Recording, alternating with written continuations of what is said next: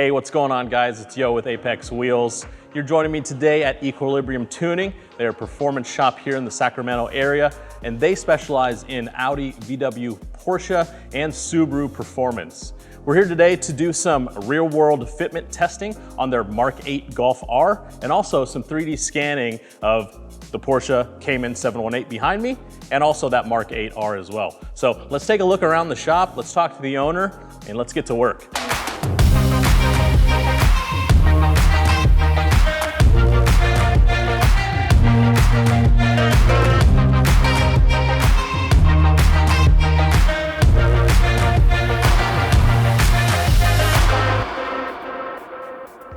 I'm Ed Sussman, and it's Equilibrium Tuning.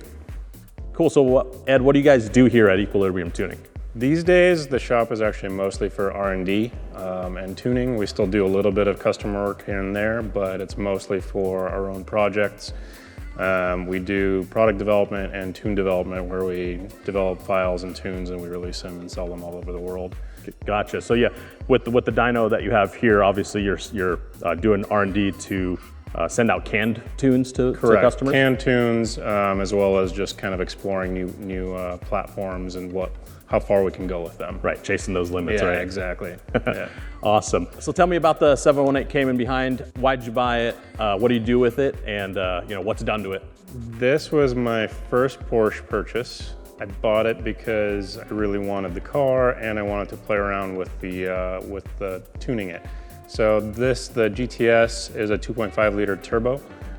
It was a really kind of easy transition from our Subaru experience, where we did a lot of Subarus, which are a lot of flat 2.5 liter turbo motors. Yeah, a lot of similarities there. Yeah, so a lot of similarities there, except these are actually really stout, whereas the Subarus have their issues.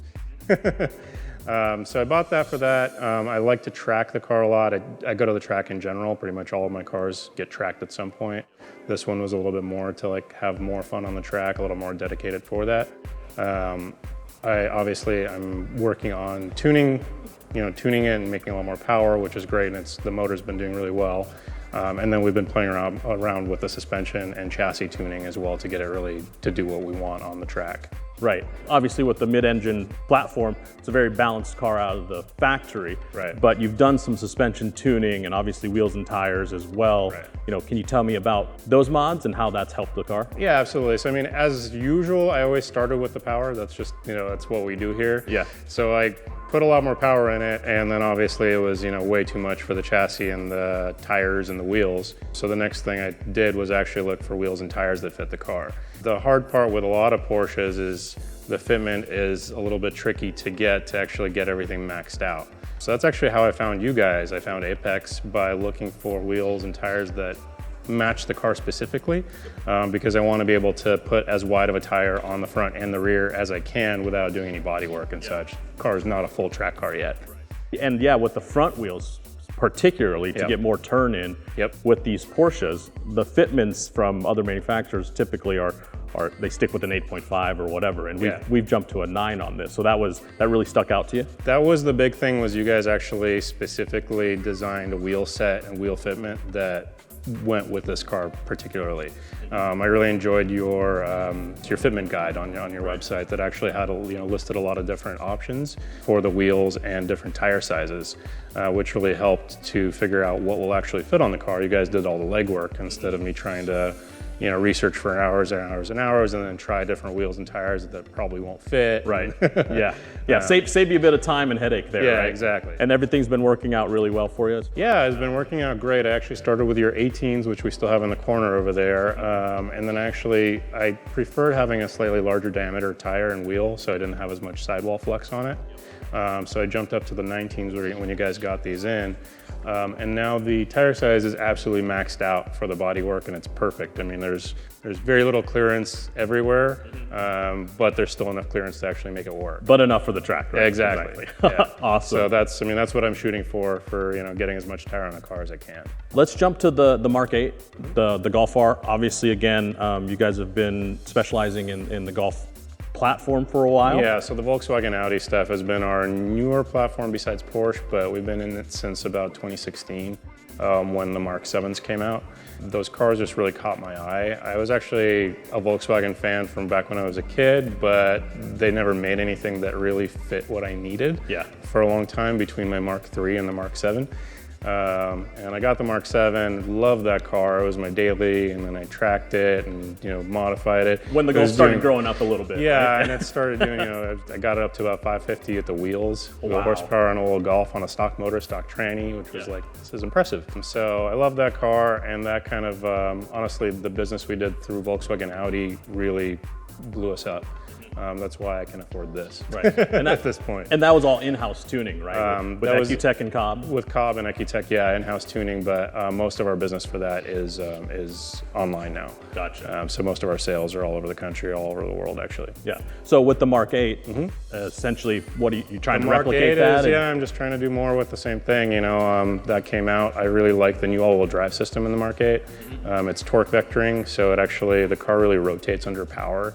It's really fun. It's definitely a big step up from my Mark 7 in terms of just overall build quality, tech inside the car, and just usability of it is awesome. So I really like the car. I mean, I like it more than I liked my Mark 7 when I first bought it.